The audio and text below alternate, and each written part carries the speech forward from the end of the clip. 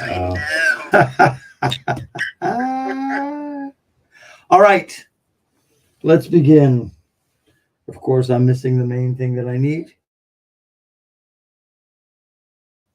is the book. You'll find it.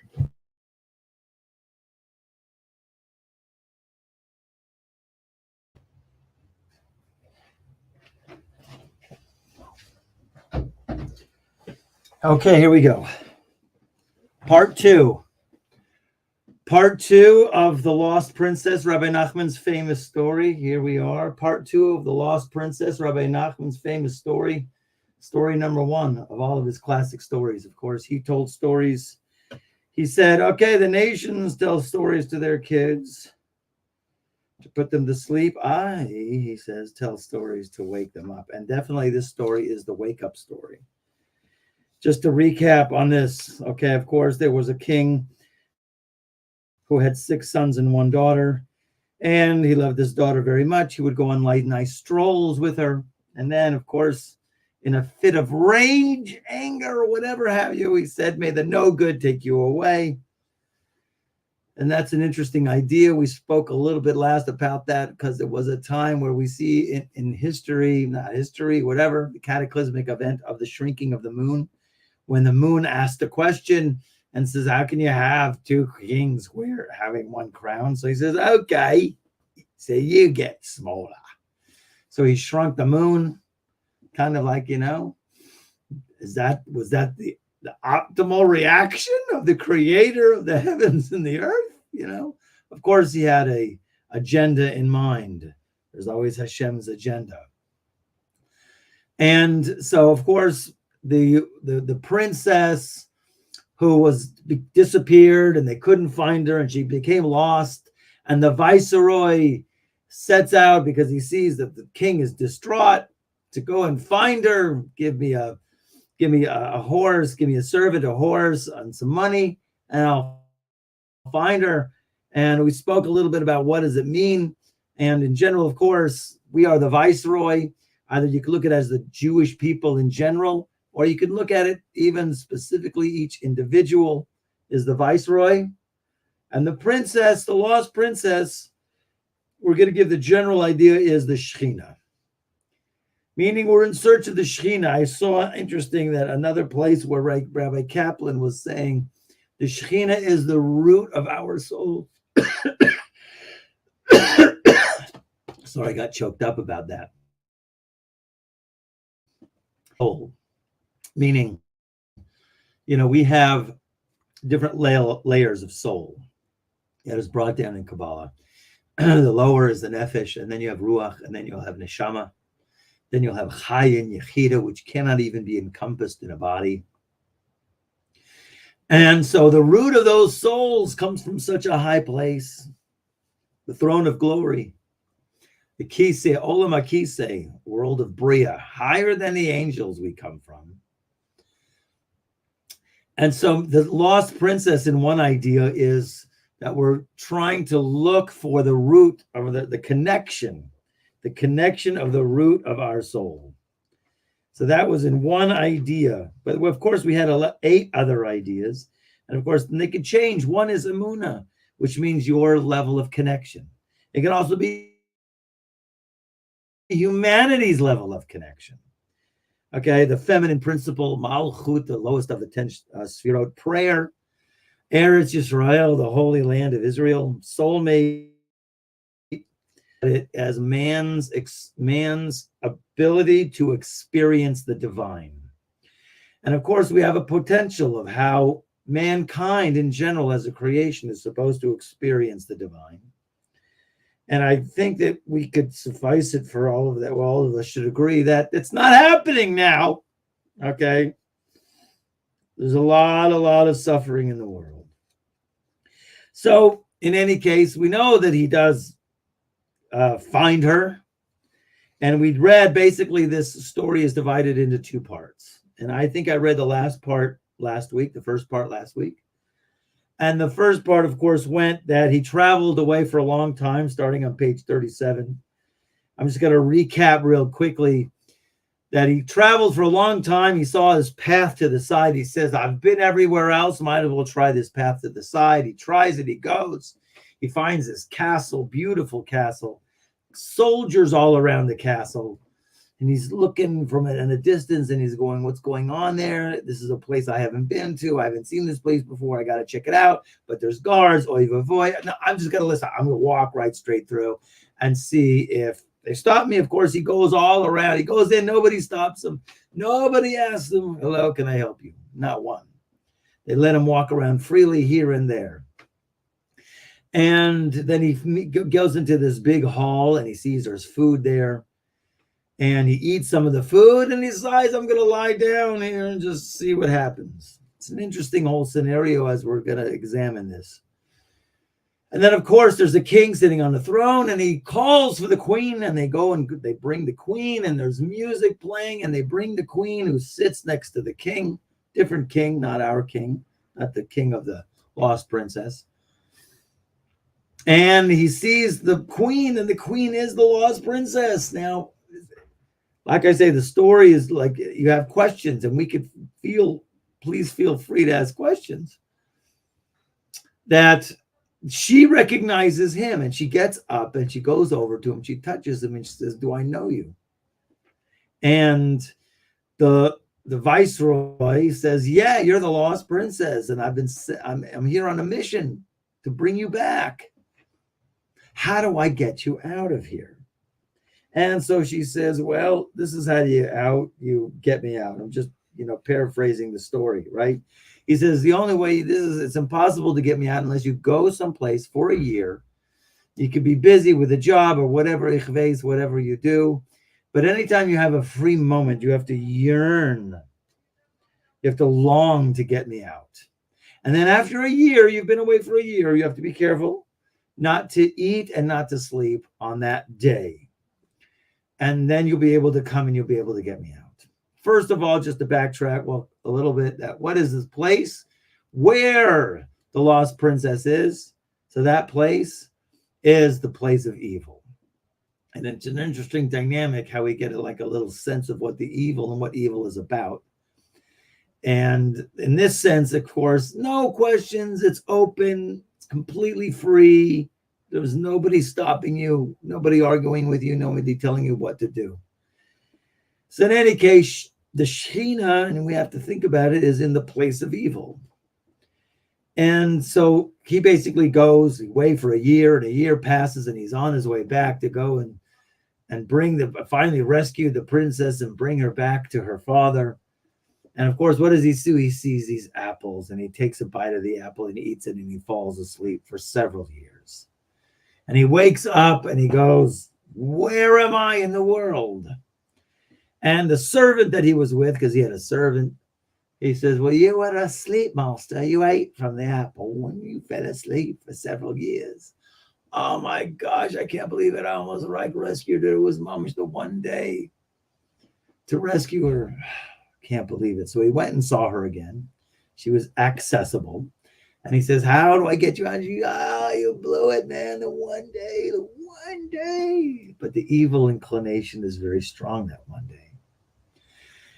So this is what you got to do now to get me out. The princess says to her, he says, you have to go away for a year. And after the year, you got to do the same thing. But after that year, okay, you could sleep, but you just don't eat. I think that was it, right? Right? You're permitted to eat on the last day, but you may not sleep, right? Don't drink any wine on that day, so you will not fall asleep. And of course, here comes that day, and he sees this unbelievable spring, and he goes, this is really weird. Now he's talking to his servant, and he says, this is weird. You get this? Are you getting this? This is red coming from this well from under the ground. It's a spring. It should be water. It's red and it smells like wine. I got to taste it. He tastes it and he falls asleep. And he falls asleep for 70 years. We're going back over the details. So he's, while he's sleeping, okay, many soldiers pass by along with their baggage trains, their equipment, right? And the servant hid himself because of their soldiers. And then a chariot, carriages, they all come by. The princess stops even. The princess gets off her carriages, see the guy. Now, this is like, I like pictures, because I like, the Snow White scenario was kind of cool. I think she was in a glass box in the middle of this huge forest. And of course, the dwarves were all around her sobbing, right? And of course, very much like this, except it's a man. Okay, there you go. Okay, and the man is sleeping, and no one could wake him up. And here comes the princess. Comes, she sees the guy, and she laments, she cries, and then she takes the kerchief from her head, and she uses her tears, and she leaves a message for him. She leaves it next to him, gets on her carriage, and takes off. I don't know if we left there, but here, obviously, and you should be like going, oh my gosh, the guy blew it twice, right? So he wakes up, and of course, he asks the same question, where am I in the world? And the servant told him everything that had happened. He told him that many troops had passed by in the chariot, and then some mysterious woman came by, and she was crying. That what that was about? And she left this kerchief right next to you. And of course, he looks at the kerchief and he sees, like, because it was like something on it. He holds it up to the sun because then he could read the letters. And of course, when he lifted it up, he saw the letters and he could read what it was written on it. It contained all of her lamentations and grief. He also read that she was no longer in the castle. That was the place of evil. Now, you got to remember this and let this drill into your head. Now he has to make a new search. She's no longer in the castle. Now she has to search for a golden mountain and a pearl castle. And there you will find me. Okay, that's the end of the first half. That begins his first, expedition, or first half of the rescue mission. He blew it twice, and now it's a whole different mission. She's no longer at the place of evil. She's now in the Golden Mountain and the Pearl Castle. Okay, many questions we have in terms of the metaphor, the imagery. What is it portrayed here? So let's go back a little bit, and we're going to delve into this story in terms of the way that is most easily understood. This first half of the story is to look at it. We look at it globally. Globally, which means like mankind, which means we're going to find, I'm going to give you two characters Rabbi Kaplan brings down. And in that way, that's like the first layer of how we can get some kind of understanding of the story. And then, of course, it goes into layers that gets into our individual journey. So the first person is Adam in the Garden of Eden. That we're going to look upon as viceroy number one. And then and of course, what happens? He blows it, falls asleep. And then on the next time, the next guy, we're going to look at it, the next neshama, who's coming to rescue the princess, and he falls asleep for a long period of time. The tzaddik number two is Noah. So when you look at it in terms of history, like the first part of history, Adam, and basically it's quiet after the Garden of Eden. 10 generations go by, and Hashem is not very impressed with the people. Noah, okay, he saves Noah from the flood. Noah gets out of the ark, and the day he gets out of the ark, he plants grapes to get wine, and he gets wine, and he drinks too much wine, falls asleep. And that's like the second half, and he falls asleep. And then obviously what happens is, according to the way Rabbi Nachman, when you look at it in a global sense of mankind in general, in terms of its rectification, in terms of its ability to find that princess, not only for himself, but for all of humanity, of course, it took a shift. And after that, she's no longer in the place of evil. So in a global sense, it is kind of wild. When you look at all those generations, and you look at the generation of the flood, of course, that was like really bad. We see to the extent that evil went in terms of idolatry. Enoch, his generation, idolatry started, right? And then there was the generation of the flood. But it seems to be, but not necessarily, that there was a shift. And we're going to get into that and what caused the shift. Because don't forget, we're all in search of the Shekhinah. We're all in search of the divine presence that is within us and that our ability to experience the divine in a much higher way. So let's go back here a little bit, okay? And I think we're going to be on page 40, page 40, okay? Because it's important to get these facts, and these are ideas, actually, in terms of even understanding the shift of where the Shekhinah is now. Okay, let me just open it up here on page 40. So she says, when he finally meets her, going back, when he finally meets her and he says, how do I get you out of here? Right? So he said, let me just get into the page here, 35, right? So when he gets to her finally, and he says, how do I get you out of her? Get you out of her. How do I get you out of her? It is impossible to get me out unless you choose yourself a place. And what does that mean, to choose yourself a place? Let's look at it specifically now. And remain there for an entire year. And it's not a literal year. All that year you must long to get me out. I was looking up the book and I couldn't find it. I have Rabbi Arosh's book. I had 2 copies, actually, by the way.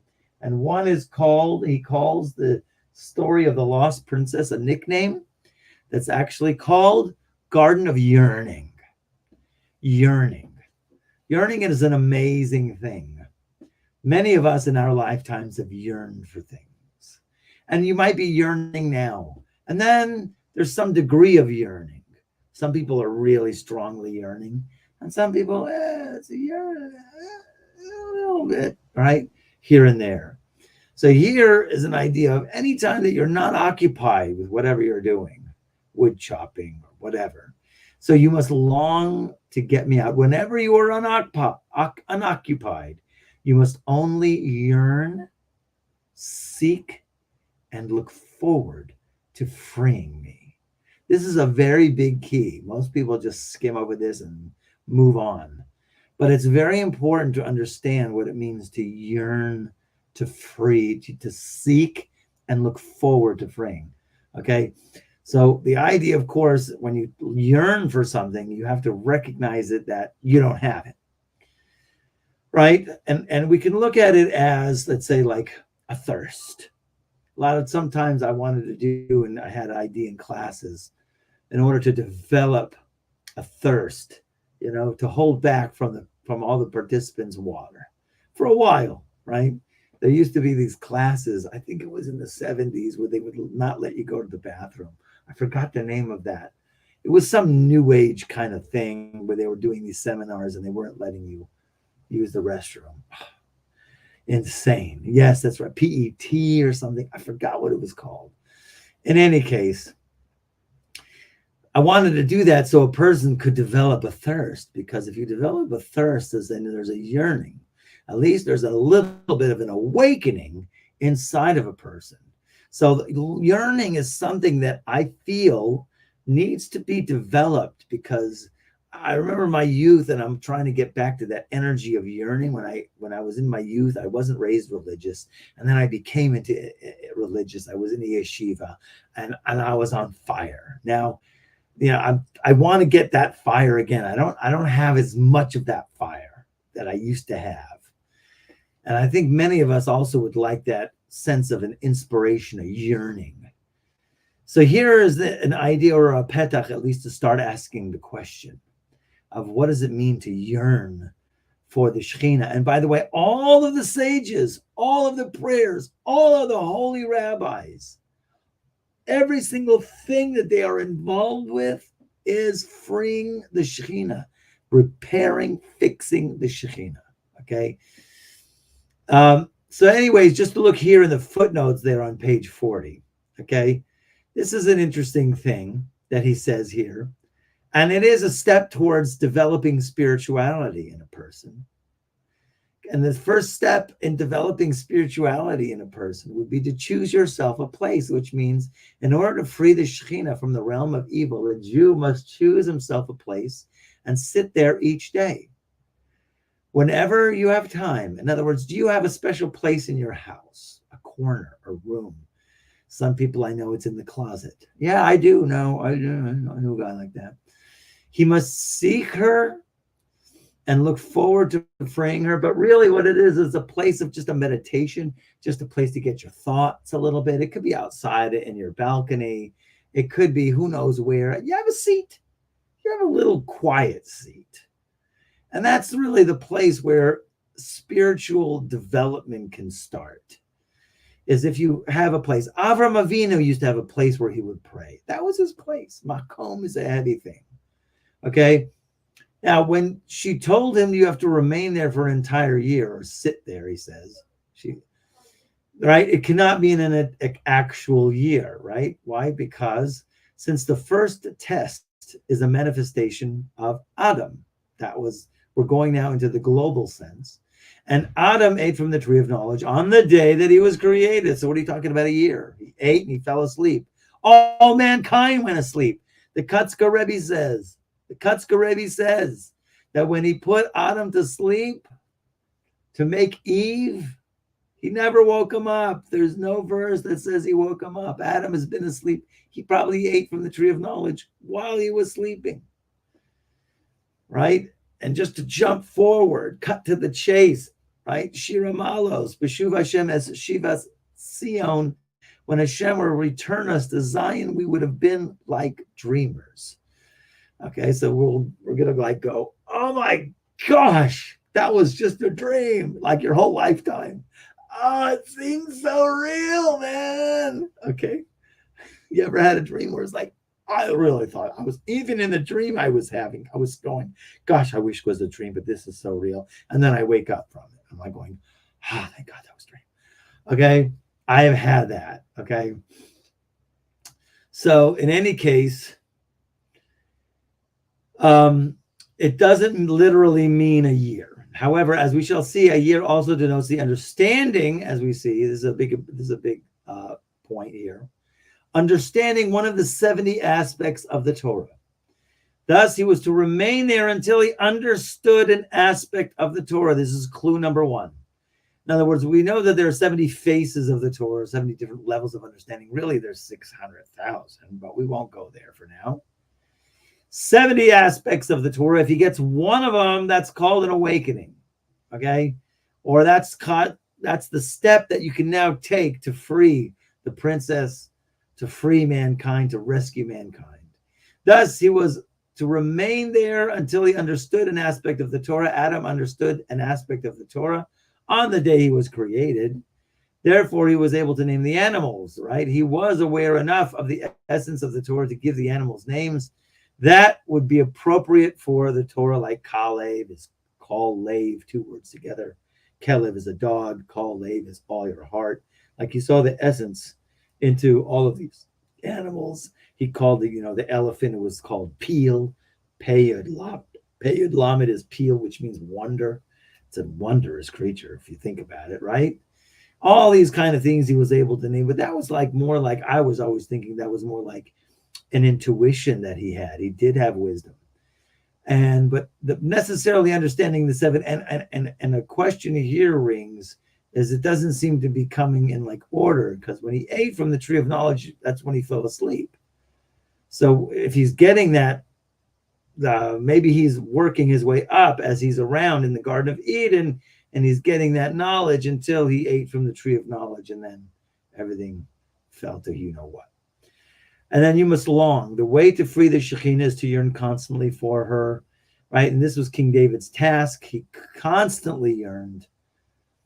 My soul thirsts for God. We say it all the time in Tehillim, right? Sama lecha nafshi. My soul thirsts for you, right? Sama lecha nafshi. So we have all these different ideas that we have to try to work to embody. Sometimes I feel that we're just so distracted. And you want to tell, I'll cut just to cut to the chase. You know, the reality is we're sleeping now. Yes, we are. We are seriously sleeping. Maybe there have been times in history where we were awake, but this time, right now, and the Mashiach is definitely getting closer because we see the world is like falling apart as we speak. Minute by minute, we hear one incredible, bombastic thing after another. All right, right. So the thing is, it's rolling, it's in motion, and it seems to be snowballing. That's my impression of just what's going on right now. So the yearning is a huge thing, to long, because it's an important thing in every single thing that we learn in Kabbalah study. There's two things really that build a vessel. One is longing. Longing is to yearning because you get clarity. You know, when a person is dating and they're single, you know, they go on many dates. You know, they want to get married, they want the right person, and they see this person and not quite right. You see, they meet this, and you've been dating maybe for a while, but with each person, there's a greater clarity that comes out from that. And then with that clarity also comes the more longing, because then you're more clear on what it is that you want. And we're going to get that. But this is just the tip of the iceberg. The idea here is to wake up in the morning and have this just longing desire to hang out with God. Because, you know, bottom line, biggest picture ever, most awakening idea ever, is how much God really wants to hang out with you. And we don't even realize that. We are so sleeping. We are so in the dark. We're so busy running our errands, right? From this to that, to the post office, to the bank. Then I go shopping, and then I did, right? And then, you know, the idea really here is every single thing that we're really after is an incredible connection to the divine, an incredible feeling of closeness with God. And, you know, we are in the process of developing that right now. So it's already in motion. And it all has to do with the one word of emunah. But here's the idea of actually yearning. Okay, so the idea that she did say about fasting, if you didn't read the footnote, the end of that footnote, just to paraphrase, is we really don't fast anymore. Okay, fasting is very difficult, and we don't focus much, and we get irritable. The Baal Shem Tov kind of like took fasting and just put it on a different table altogether in terms of, let's say, what our avoda should be. It was a way that people then could go ahead, and it works for a lot of people who need it for their own correction, but it can't be imposed on people, and a person should not feel that he needs to fast unless he so wills it, and he should go and consult a rabbi before doing that. That was told to me. A person shouldn't just hot dog it, because these days we're just so weak and we can't really do it. So, you know, so he says the main thing here on the end of the footnote is to maintain desire. Maintain desire. Okay. So in any case, I'm not going to get into the fact of why he was told to fast, because he ate when he was in the place of darkness. It requires a lot of thought, but I want to move on in the story. So on the last day of the year, just to go on, right? And here, what is this last day of the year? So that is when the new level of understanding is complete. In other words, if you gain an understanding, and that's in your personal life, that's the time where you got to make them a rescuer. But the forces of darkness, like now in our day globally, they know their end is near. They're fighting tooth and nail. They're throwing every single thing they can, doubling down on whatever they're doing. Absolute brazenness. What? Everything's fine here. Just, you know, everything, you know. So it's just an absolute crazy lunacy, brazenness that we see. Evil is just trying to just make a power grab for the entire world. So let's just go back here. Anytime that you have a grasp in terms of your learning in Torah, because don't forget to look at it in the sense of now, he looked at it at Adam, and when Adam had a new insight, level of understanding Torah, so then he could have freed the princess and moved all of reality on, but he ate from the tree of knowledge of good and evil. Weird thing that he quotes apple. It says in the footnote, there's no explanation why he chose apple. Apple was not the tree of knowledge of good and evil. And that maybe could be why, because he wanted to make it general for specific, for us in terms of our understanding. So if you're learning Torah, engage in Torah, and you get an insight, that's where there's a great potential for you to free the world. That's right, you can redeem me, Rabbi, little me. Yes. Every single person is putting it on. Rabbi Shimon Bar Yochai says you have to look at it. The world is on a scale. It's poised 50-50. 50 merits, 50 demerits. Somebody does something wrong. Oh, man, that's a bummer for the world. But if someone does right, he sets off the scale this way, and glorious things happen. So our job is we have to look at the world like this all the time. One more action, one more mitzvah, one good deed, put it on the scale. Okay? So anytime you get that, you could do it. Don't disclude yourself. So that is when the new level of understanding is complete. This is Rosh Hashanah. This is bizarre how he gets into this. Rosh Hashanah is the holiday that comes when the new moon is seen. It's the only holiday on the first of the month. There's no other holidays on Rosh Chodesh because it's Rosh Chodesh. The month has disappeared. And as soon as they have witnesses that can see a sliver of the moon, that's the new moon, they go and they testify in front of the court, and the court then decrees it's a new moon. That's how it was supposed to be.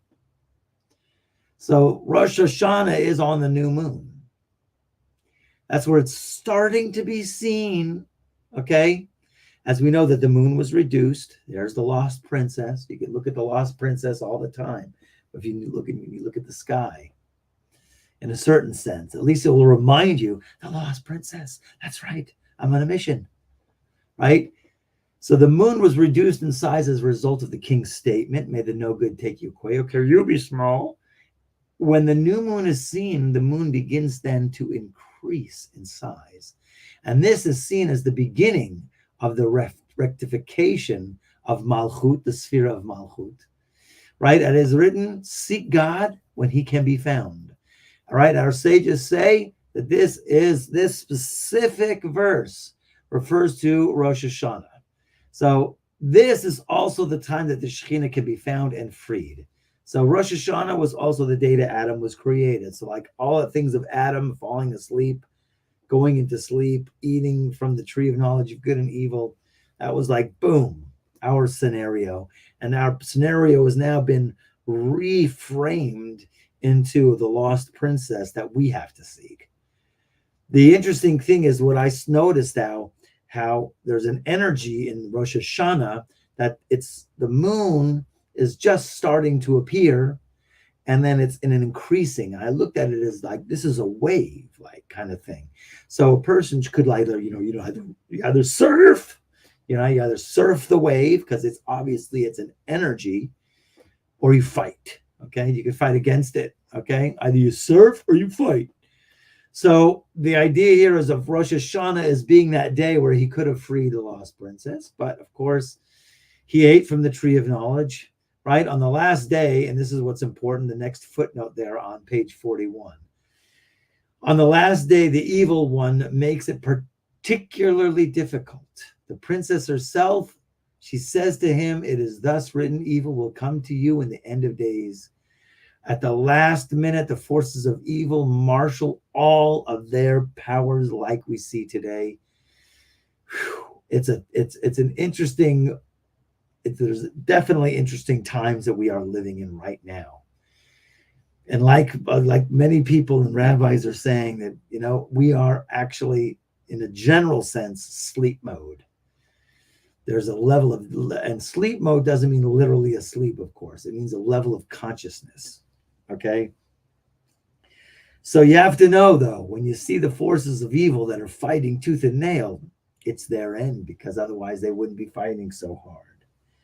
So the other ideas is, of course, he saw the apple on the one day. This is the first time that he went to go and redeem her, but of course he immediately fell asleep and he slept for a long time. Okay, so of course we'd say a sleep is a loss of a higher state of consciousness. So this is brought down in Eitz Chaim, right? We call it like a sleep is actually a 60th of death, as is known. That's why you have to wash your hands when you get up. And this is reflected in the Torah, where during the 10 generations from Adam to Noah, once again, to understand it globally, that Adam was the first of the viceroys and Noah was the second one who also fell asleep. So you get to see like a scenario, at least how in the Bible there's some kind of simultaneous kind of things happening. So like he says here, it's as if the human race was in a state of sleep during this time, but at this time humanity was still one. That was after the first time when he got up, right? It could have been easily rectified. So this sleep is reflected in the exile that the Israelites underwent in Egypt. Also, exile sleep is a form of exile. Sleep is a form of exile, right? And this exile was a result of Adam's sin. Also, it brings down in the note Avram Avinu. We say the reason why we had to go down to Egypt. Avram Avinu asked God a question which implied a lack of faith. How will I know that my children are going to inherit this land? That implied a lack of faith. There's a lot of different commentaries, but some people say that that was a blemish in Emunah, and therefore the children had to go into exile. And the interesting thing here comes about the servant, okay? Because the servant, after he ate there, he tried to wake him up, but he could not. At least the servant tried. And who is the servant? We want to understand the scenario and always take a step back, okay? You are the viceroy, or Israel is the viceroy. The servant represents the intellect of a person.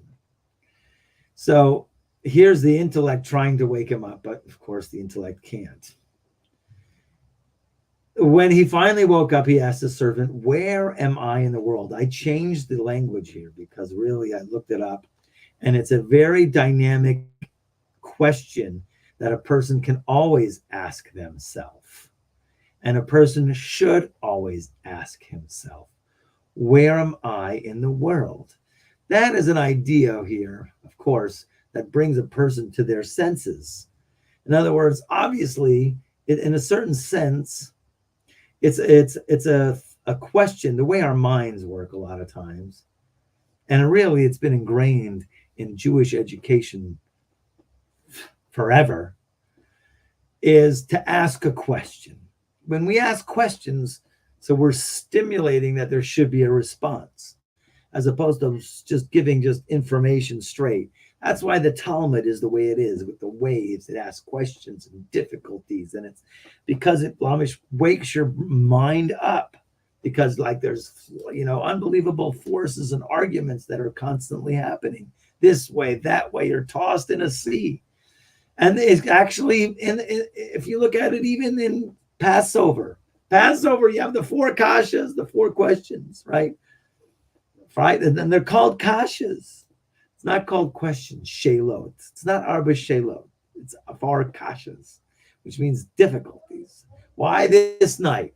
Why this night? What's the difference? Right? So the questions are supposed to, how our mind works. I even heard this years ago from a Tony Robbins seminar, because your mind is like a computer. Okay, so they have a superficial way of idea of, if you ask the computer a question, it'll give you a response. So in other words, really, they got it from us. So in any case, we see that when you ask questions, that is a form of awakening. So you could say, you could utilize this actually, because you are the viceroy. You do have a mission. It is to find the lost princess, your higher level of soul, to connect in the most unbelievable way, not only for you, for all of humanity. We are on a mission. and to wake us up. Where am I in the world? Of course, it's a very deep question because, of course, it's not a physical question. I'm in San Antonio. What do you mean? Where am I in the world? Right? I'm in Manhattan Beach. What do you mean? So it's not that, of course. Where am I really in the world? And this is, of course, like the spiritual accounting. And it could be a simple spiritual accounting of where am I? Where am I? It's like, Hashem asked Adam after Adam ate from the tree of knowledge of good and evil, and he went and hid. And Hashem is coming. He's always there. And he says, I'm coming. Hey, here. Well, how's that? Come out, wherever you're hiding. Well, really, come out, wherever you are. So Hashem says, Adam, where are you? It wasn't like, where are you? It's like, where are you? Where are you really holding? Do a real, honest self-analysis. So you find a little place in your house, your little chair that you have, quiet chair. You say, where am I in the world? Really, where am I in the world? And then you'll realize, holy smackers, I'm supposed to be doing something. Okay, so we'll see what answer comes if you focus on it. Okay, so in any case, what happens? That's time number one. He woke up. He actually, his servant told him what had happened. You slept for a very long time, many years, and I served by eating this fruit. Okay, so then he goes to the princess another time, and she lamented to him, if you chaval, pity, you could have got me out, but one day you lost everything. But she understands that the forces of evil will be their end. They wouldn't have a job anymore. Like we blow the shofar on Rosh Hashanah, it confuses the Satan and he splits because he thinks, it's amazing how after thousands of years, every single Rosh Hashanah, he gets fooled every time, huh?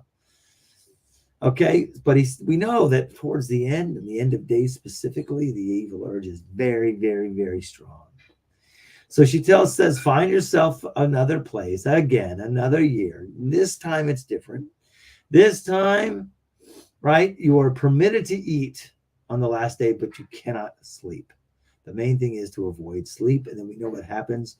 He finds the wine, drinks the wine, and is asleep for 70 years. Okay, so here's a difference between the first sleep and the second sleep. Okay, after the first incident, the princess is still in her original place, and it's easy for him to find her.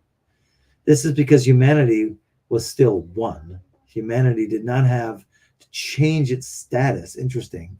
Did not have to change its status to rectify the Shekhinah. Interesting thing, still one, which I look at it as this is an indication of the Tower of Babel. And the Tower of Babel, they all spoke one language. They're all very unified. They could have gotten away with it. They had such a level of peace among themselves, seriously. Many Mephoshim go into the fact that they had such a level of peace, they could have gotten away with it. But, of course, not really. Okay, so insofar as this sleep represents the Egyptian exile, so this means that after the exile, prophecy still existed, and that's a big thing. So that's why it was so easy to connect to the Shekhinah after the first time he fell asleep. Because he went there and asked her and says, bummer, I didn't get you out. Right? So one could have the divine presence rest on him through prophecy, indeed. But after the Babylonian exile, it was not that anymore.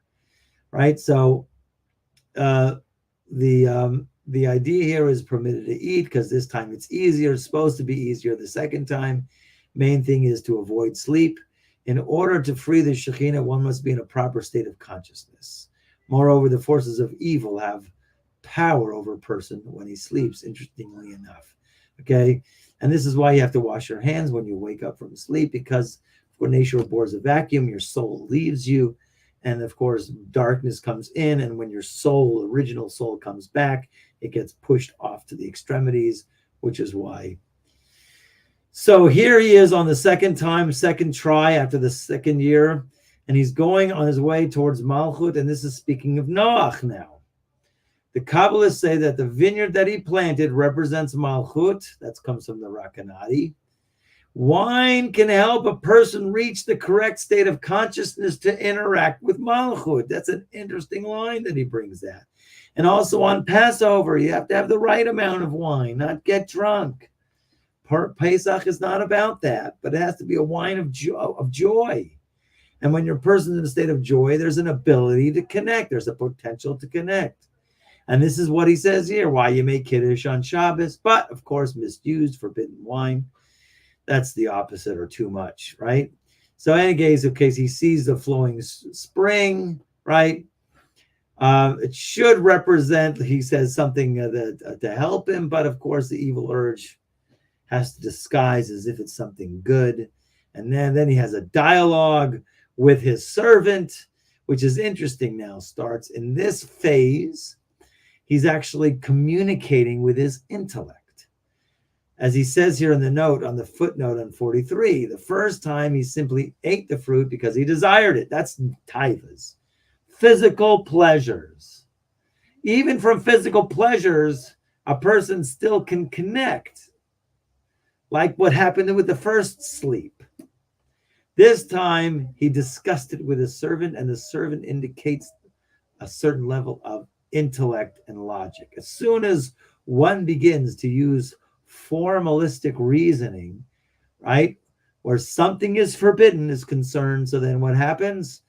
That started the downfall. In other words, a person starts to rationalize and uses his intellect when he wants something and he wants to pursue his desires.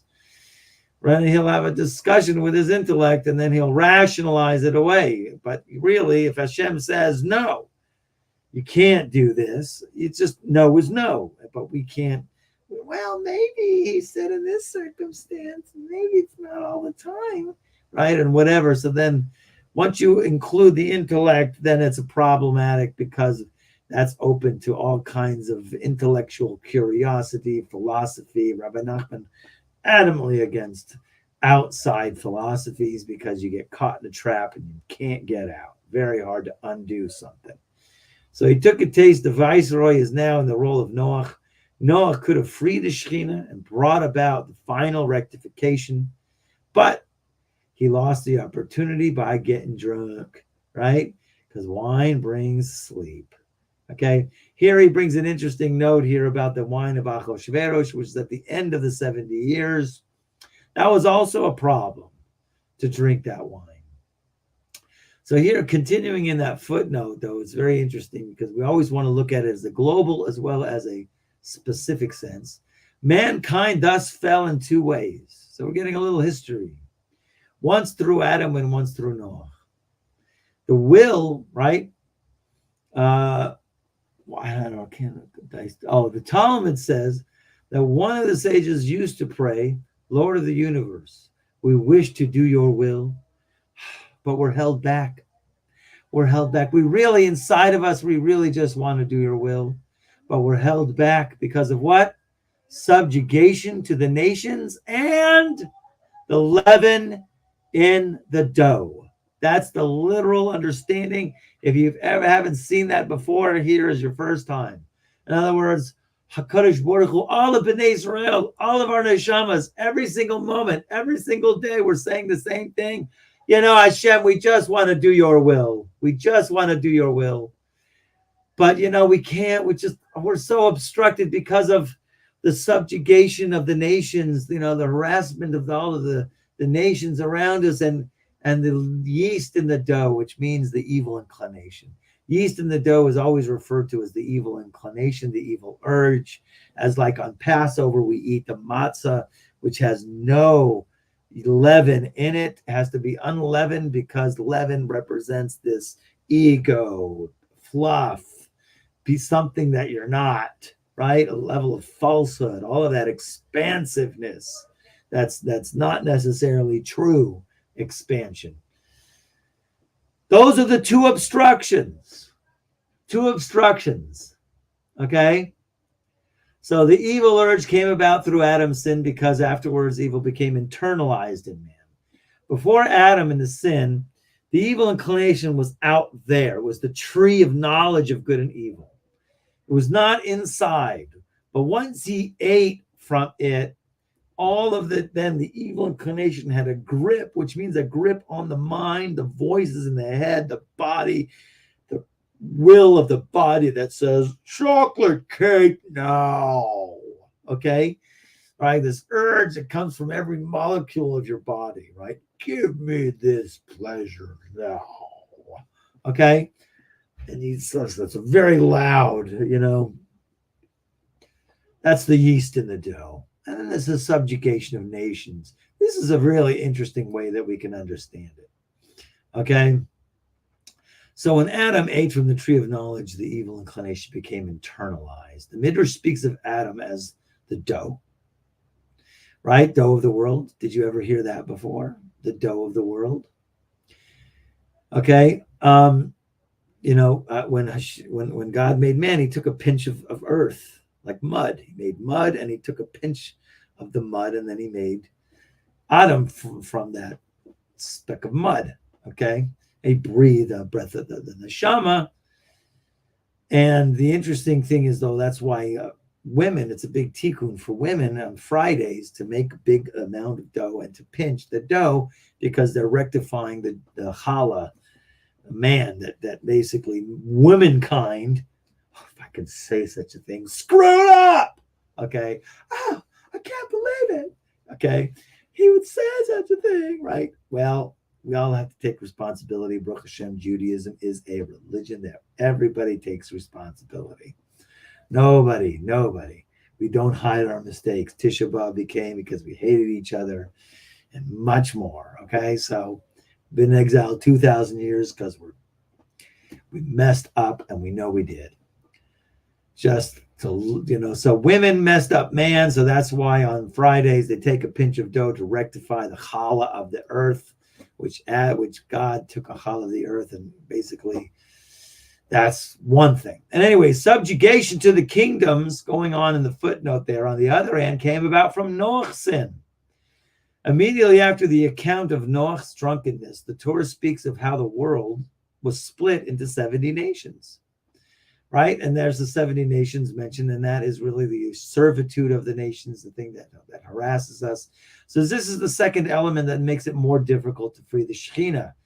Okay, so in other words, all of the sparks of Adam and subsequently Noach, that he could have rescued the princess, but of course he lost it.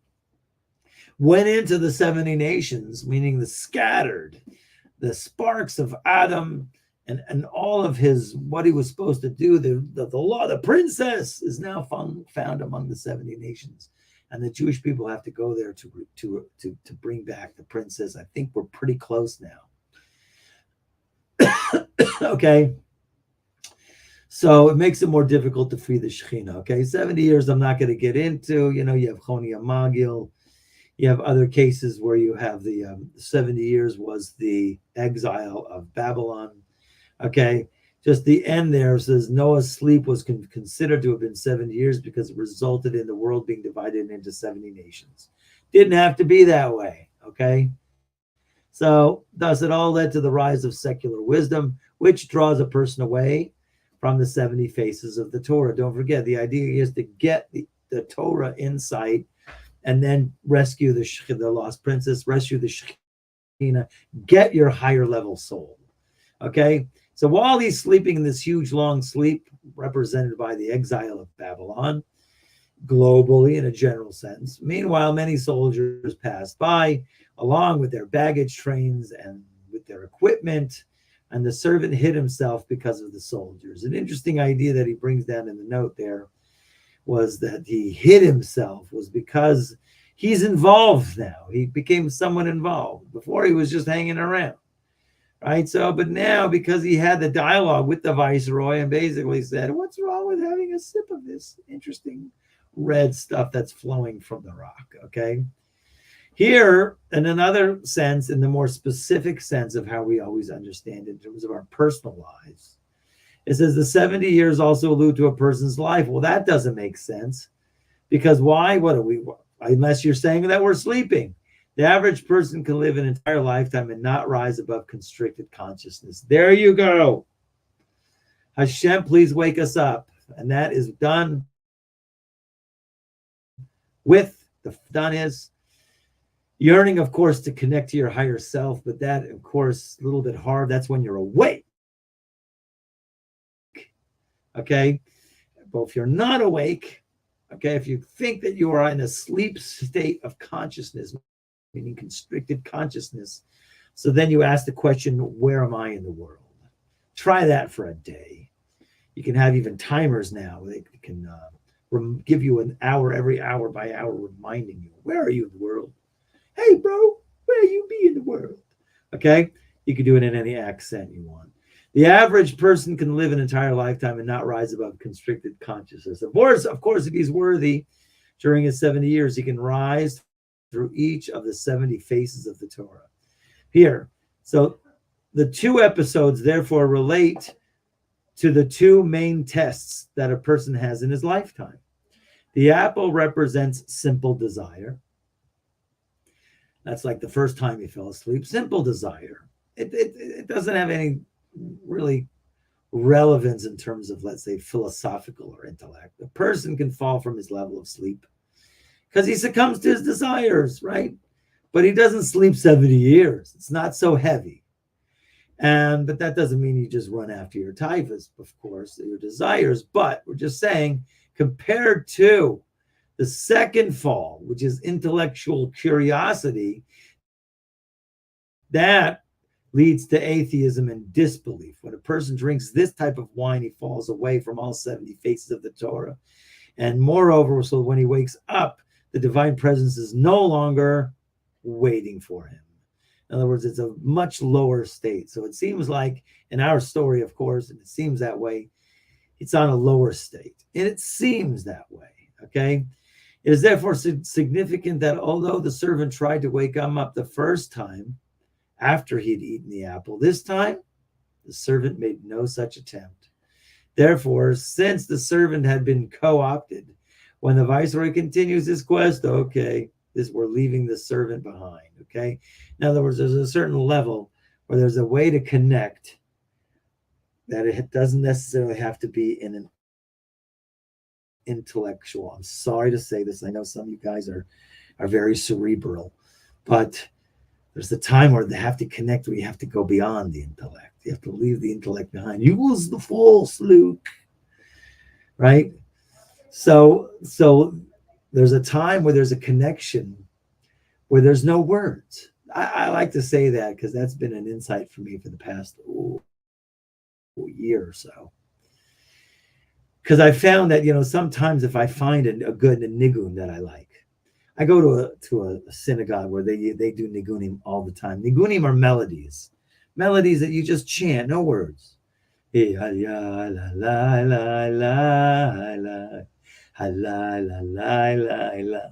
Whatever melody, you can find them. If not, if you need me to help source you, I got sources. Most of Shlomo Carlebach's nigunim, they do something for me. Okay. Not other people's nigunim, but it seems to be, ruba to ruba, most of they all probably really do it for me. And I don't know how, and I can't explain it. But when you ever find a melody, any melody, something that it can lift you up into a higher level of consciousness.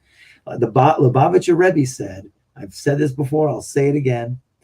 He says, words that we use when we express ourselves, that's the pen of the heart. Melody is the pen of the soul. So if you get involved in a melody, that is a way that here your soul is going to come and it's going to be able to connect and express itself. Try it. And when you have your place, here you go. It's like Viceroy training, right? Rescue the Princess training 101 commando unit, okay? Find your spot. You got your chair or wherever it is you stand, someplace where you have in your house where you can sit for a minute quiet. Where in the world am I? And sing a melody, okay? How do we get into melodies? Because don't forget, this is like we're on the second stage here.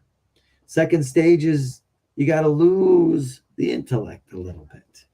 You have to be aware of something that maybe you've never been aware of in your lifetime. And maybe there's intuition training courses. I don't know. I find that, the Talmud is great with intuition. Would you believe it or not? To learn Talmud, you have to use intuition, because when you're confronted with opinions and you have to navigate these different ideas, concepts that don't seem to be congruent, and then you have to almost like intuit an explanation to something. Try it. Okay. It's really awesome. That's really what people should be involved in, however, even though sometimes a lot of people learn Talmud and it seems to be sleepy. Okay.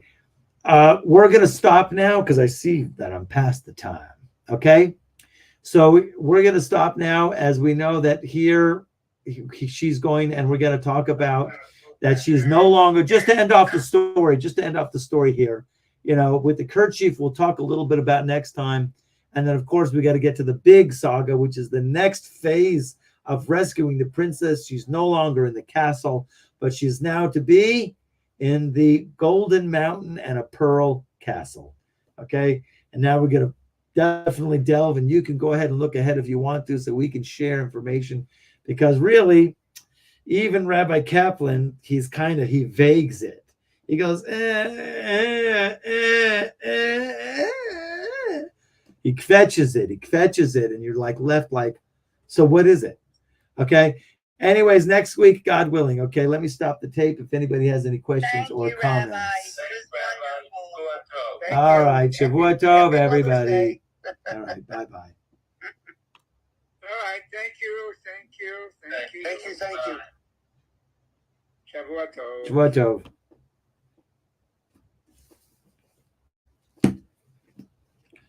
Tov.